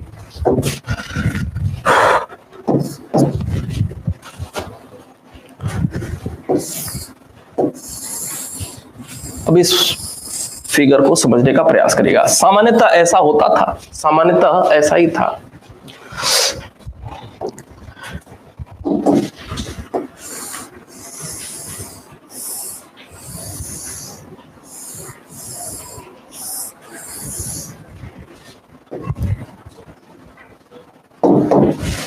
ये 2 भाग में बटा होता था, सामान्यतः ऐसा देखने को मिलता होगा।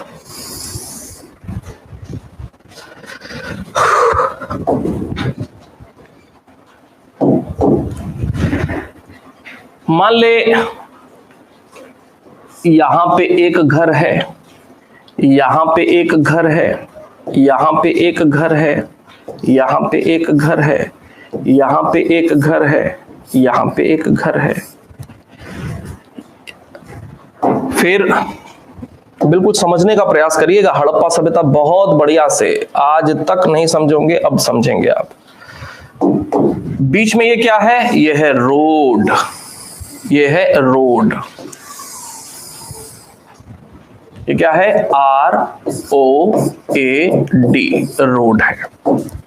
फिर इधर क्या है? रोड के इस तरफ फिर घर है, फिर इधर घर है, फिर इधर घर है, फिर इधर घर है, फिर इधर घर है, फिर इधर घर है, फिर इधर क्या है? फिर इधर है रोड, ROAD।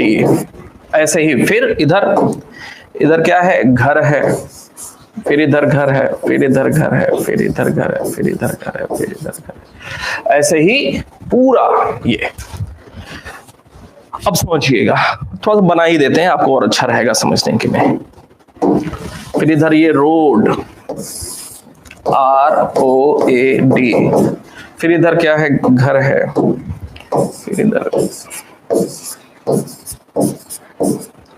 फिर इधर रोड, फिर इधर। समझिए अब ये जो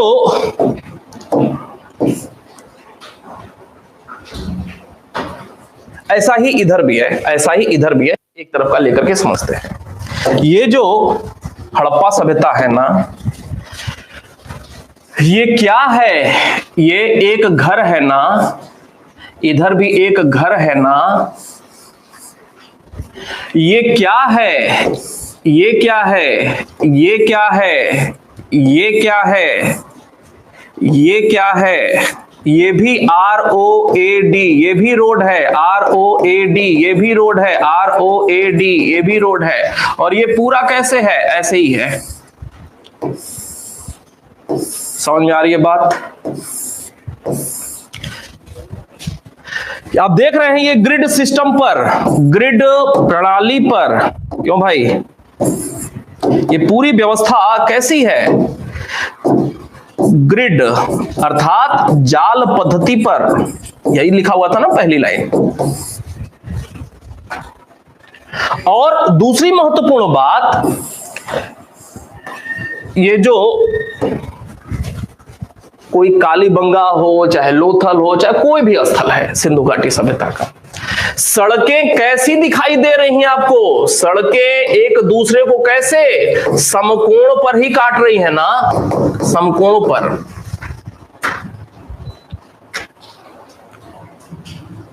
क्यों भाई? सड़कें एक दूसरे को समकोण पर ही तो काट रही हैं। दूसरी महत्वपूर्ण बात, ये जो सड़कें हैं, सड़कें सामान्यतः, ये जो सड़कें हैं, ये लिखा ROAD, और ये भी इधर वाला भी और ऊपर वाला भी, सड़कें एक दूसरे को समकोण पर काट रही हैं। सड़कें, क्या लिख रहा था? सड़कें समकोण पर काटती हैं, क्लियर है। सड़कें सामान्यतः कच्ची होती थी, कच्ची होती थी। सड़कें कैसी होती थी? कच्ची होती थी। इसका अपवाद, सड़कें कच्ची होती थी सामान्यतः, घर के बाहर जो रोड है कच्ची होती थी, जैसे गांव में। लेकिन अपवाद है मोहनजोदड़ो, मोहनजोदड़ो, कालीबंगा।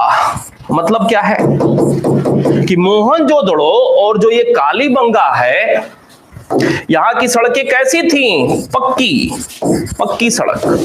याद रहेगा? याद रहेगा?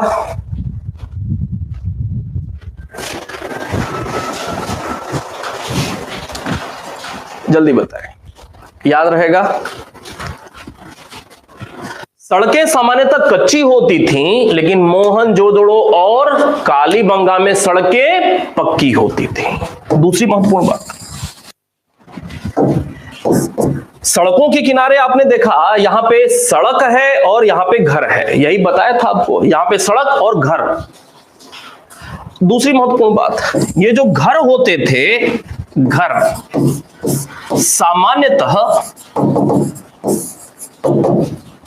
सामान्यतः कैसे होते थे? पक्के होते थे। सड़कें कैसी लिखा? सड़कें कच्ची होती थीं, लेकिन घर कैसे होते थे? पक्के होते थे।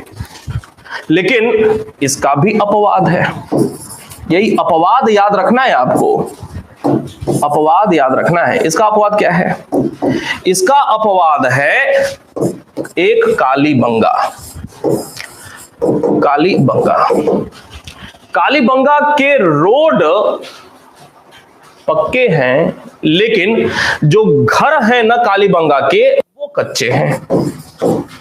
याद रहेगा, कालीबंगा के घर कच्चे। ये भी प्रश्न पूछा हुआ है। इसके अलावा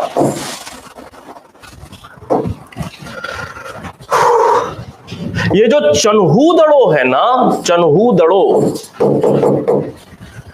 जो परीक्षा पॉइंट ऑफ व्यू से महत्वपूर्ण है वो बताते चले जा रहे हैं। ये जो चन्हूदड़ो है, ये न कच्चे हैं घर न पक्के हैं घर, बल्कि चन्हूदड़ों के जो घर है ना वो पत्थर के बने हुए हैं। याद रहेगा, चन्हूदड़ों के घर पत्थर के बने हुए। ठीक है, बारी बारी से क्लियर है? रोड देख लिया, ये पूरी बस्ती देख लिया, ग्रिड प्रणाली पर बसी हुई बस्ती होती थी, ये देख लिया, पूरी की पूरी बस्ती ग्रिड प्रणाली पर बटी हुई थी, ये देखा। पूरी बस्ती में दो चीजें, एक सड़क और एक घर। सड़क समकोण पर काटती थी एक दूसरे को। सड़कें कैसी होती थी? सामान्यतः कच्ची होती थी, लेकिन इसका अपवाद बताया, मोहनजोदड़ो कालीबंगा सड़कें यहां पे पक्की होती थीं। इसके साथ साथ जो घर होते थे, घर सामान्यतः पक्के होते थे, लगभग सभी जगहों पे पक्के घर मिले हैं। अपवाद क्या है? अपवाद है कालीबंगा, जहां पे कच्चे घर प्राप्त हुए हैं, अर्थात कच्ची ईंट के, पक्की ईंट के नहीं, कच्ची ईंट के। चन्हूदड़ों के बारे में बताया कि पत्थर के घर यहां से प्राप्त हुए हैं खुदाई के दौरान। ये जो कालीबंगा में, बात आगे ले चलेंगे, ये जो कालीबंगा में आपने देखा, कालीबंगा जो घर थे वो कच्ची ईंट के बने हैं, कच्ची ईंट के। लेकिन ये जो कच्ची ईंट है ना, ये भी दो प्रकार की है। ईंट कुछ ऐसा ही होता है ना भाई, ईंट ऐसा ही होता है, लेकिन ईंट भी दो प्रकार के। ये है सादा ईंट, ये है सादा ईंट, ये भी एक ईंट है। इस पे अगर कुछ आकृति बनाई जाए, आकृति, तो ये इसको क्या कहेंगे? अलंकृत ईंट। क्या कहेंगे? अलंकृत। कालीबंगा में ये जो ईंट, कच्ची ईंट के मकान बने हैं, वो कैसे? ऐसे होते थे, अर्थात कच्ची ईंट के हैं, लेकिन ये कच्ची ईंट कैसी है? अलंकृत ईंट है, अलंकृत ईंट। याद रहेगा, कई बार प्रश्न पूछा हुआ है।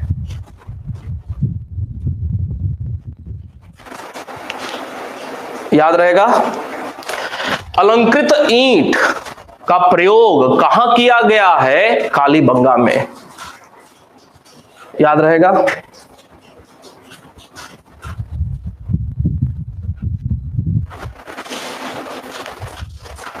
यही सब प्रश्न पूछा हुआ है, कभी भी पेपर उठा करके देखिए, प्रश्न यही सब आया हुआ है। ये अगर अपवाद समझ लिया और पूरा सिनारियो समझ लिया हड़प्पा सभ्यता का तो कोई मुश्किल काम नहीं है। आगे बात करेंगे। घर पे पहुंच गए हैं, अब घर की बात करते हैं। देखिएगा क्या था, कोई स्थल है, कैसा है, दो भाग में बटा हुआ है, दो भाग में बटा हुआ है। ये सब क्या है, ये सब घर है, ये सब घर है, ये सब घर है, ये सब घर है, ये सब घर है। बीच में क्या है, ये बीच में ये रोड है, ये रोड है, ये रोड है, ये रोड है, ये रोड है। अब इस वाले घर की बात करते हैं, इस घर की बात करते हैं, इस घर की बात करते हैं। कोई एक घर की बात करते हैं, कोई एक घर की बात, कोई एक घर की बात। क्लियर है भाई? किसी अब एक घर की बात करेंगे। सामान्यतः ये एक घर, कोई एक घर एग्जाम्पल में लेते हैं, कोई एक घर, उदाहरण स्वरूप ले लिया हमने हड़प्पा सभ्यता का, कोई एक घर उदाहरण स्वरूप लिया। ठीक है, अब इसके घर की खास बातें देखते हैं क्या है। पहली बात,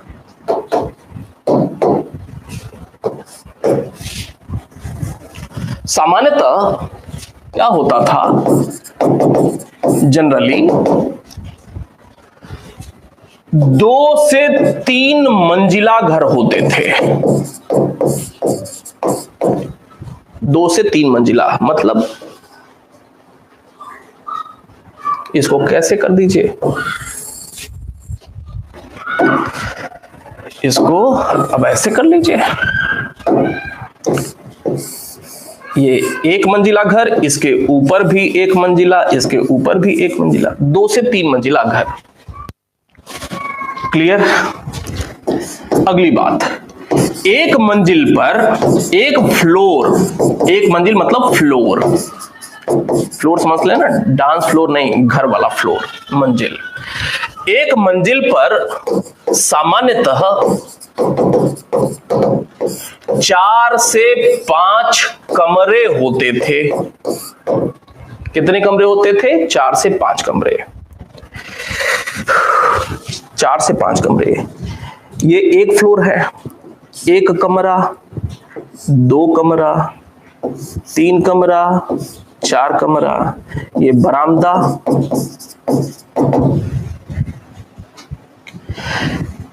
एक हो गया बाथरूम हो गया, एक लिविंग रूम हो गया, एक दादाजी का लिविंग रूम हो गया, दादाजी का लिविंग रूम, एक मेहमान घर हो गया, मेहमानों के लिए हो गया।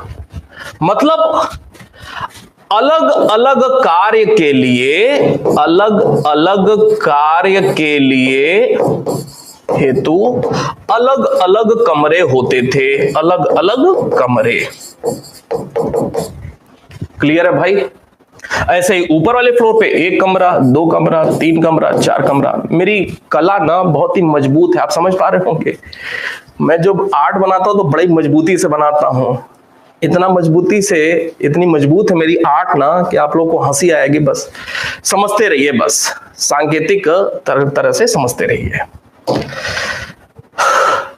सामान्यतः 2 से 3 मंजिले होते थे और एक मंजिल पर सामान्यतः 4 से 5 कमरे होते थे। 4 से 5 कमरों की क्या जरूरत थी? अलग अलग कार्य के लिए अलग अलग कमरे। हंस लीजिए भाई, ठीक है। अगली बात करते हैं। अब ये समझिए कि ये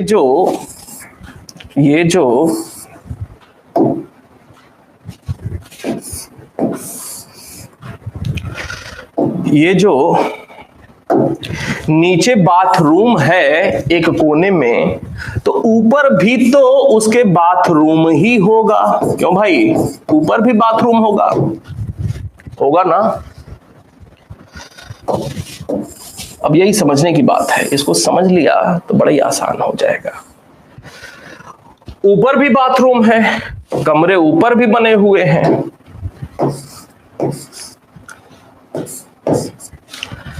ऊपर बाथरूम है, नीचे भी बाथरूम है। और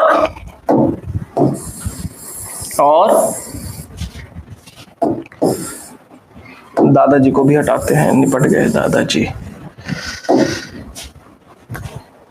समस्या क्या है? समस्या है कि बाथरूम है तो जल की निकासी तो होगी ही ना भाई, जल निकासी तो जरूरी है। ये घर है, ये घर का पानी कहां जाएगा, कहां जाएगा, एक समस्या। दूसरी समस्या, ऊपर के फ्लोर से नीचे कैसे पानी आएगा, निचले फ्लोर पे कैसे आएगा, फ्लोर पे कैसे, पर कैसे आएगा। ये दो समस्याएं हैं पानी को लेकर के। तो हड़प्पा सभ्यता के स्थलों की बात किया जाए तो ये जो ऊपर का फ्लोर है ना, यहां पे अंडरग्राउंड नालियां बनी होती थी। अंडरग्राउंड नाली बनी होती थी। कैसी नाली होती थी? अंडरग्राउंड नालियां होती थी। अब समझ लीजिए तकनीक की दृष्टि से कितने आगे होंगे। ऊपर के फ्लोर से नीचे के फ्लोर पे और नीचे के फ्लोर से बाहर, घर के बाहर जो नाली निकल रही है ना, वो अंडरग्राउंड होती थी नाली। एक बात, अब नाली में पानी बह रहा है, अब घर तक बह गया, घर के सीमा तक बह गया, अब बाहर उसको निकलना है पानी को। तो आपको बताया था कि ये एक घर है, ये दूसरा घर है, ये तीसरा घर है, सामने भी घर है, ये भी घर है, ये भी घर है। ये क्या है? ये रोड बताया था, ये रोड बताया था, ये रोड बताया था, ये रोड बताया था, ये रोड बताया था, ये रोड बताया था। अंडरग्राउंड तरीके से पानी निकला, अंडरग्राउंड तरीके से ये जल की निकासी हो रही है। अब बाहर रोड पे आना है पानी को, रोड पे आएगा तो फैल जाएगा। तो हड़प्पा सभ्यता में स्वच्छता का विशेष ध्यान रखा जाता था। तो बाहर क्या होता था, ये जो रोड है ना, ये जो रोड है उसमें भी खास बात, दोनों ओर, रोड के दोनों ओर क्या होता था,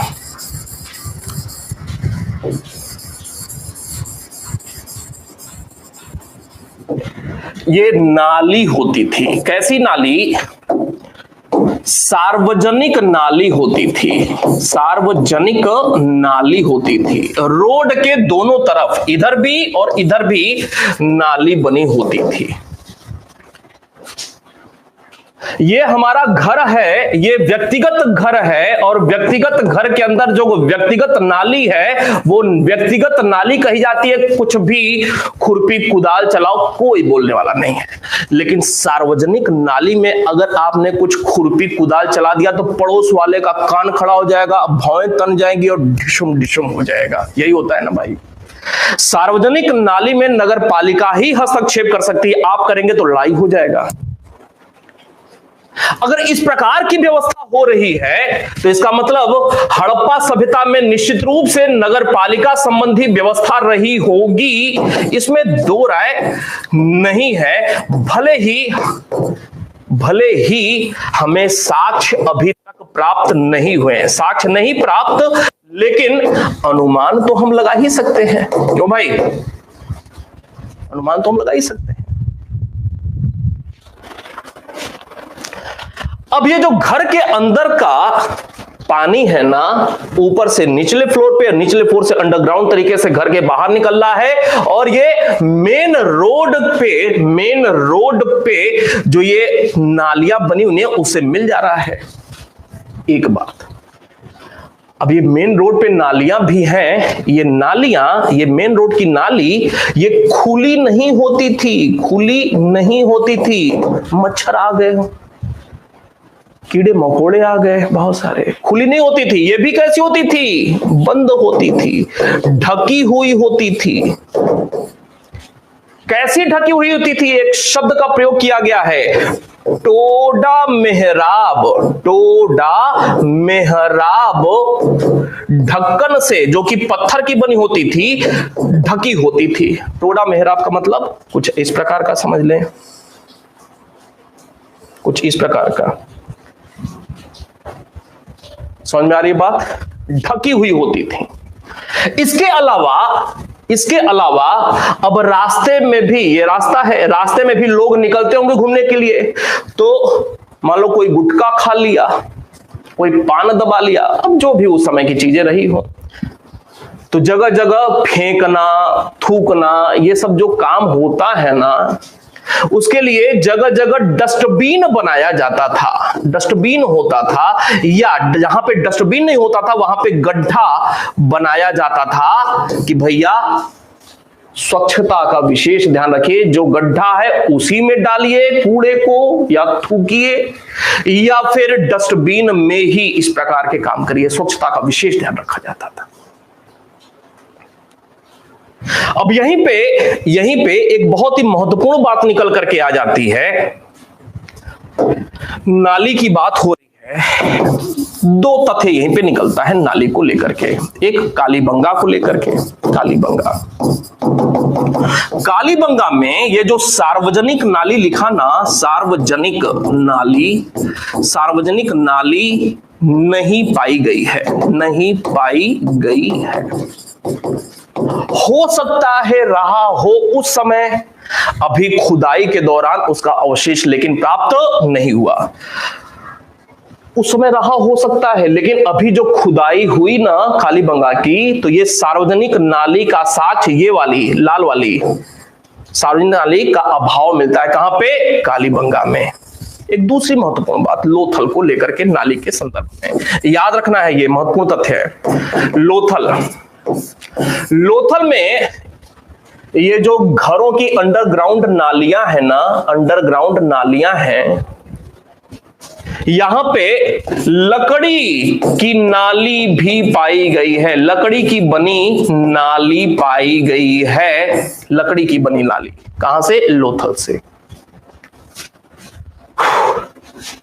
याद है सब कुछ इतना?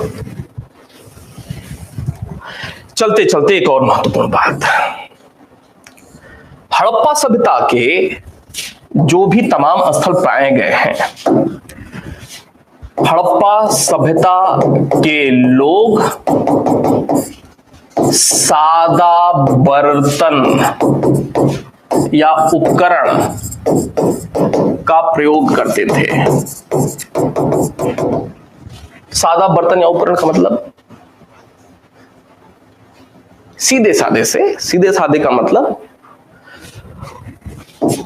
जिस प्रकार की, अर्थात को उपयोगितावादी शब्द लिखा हुआ है, उपयोगितावादी विचार वाले लोग थे। इसका मतलब क्या है?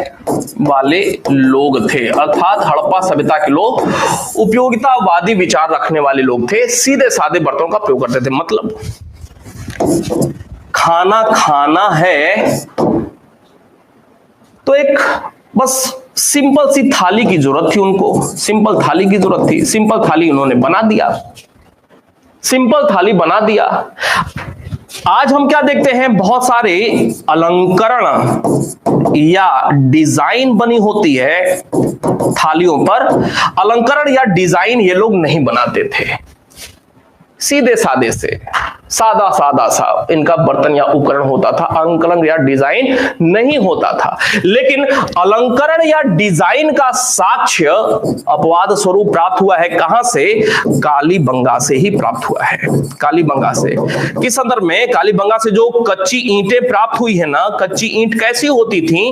वो अलंकृत होती थी, डिजाइनदार होती थी। इस संदर्भ में इसको एक प्रश्न बना हुआ है, याद रहेगा।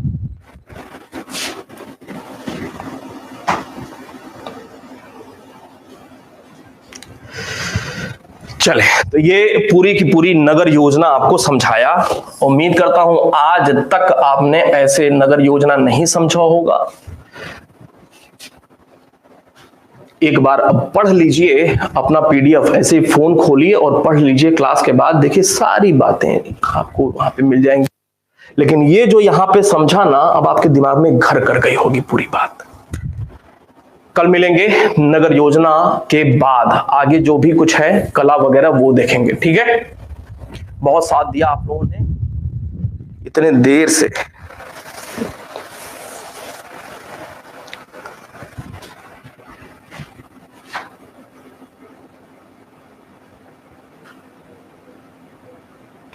मिले फिर कल।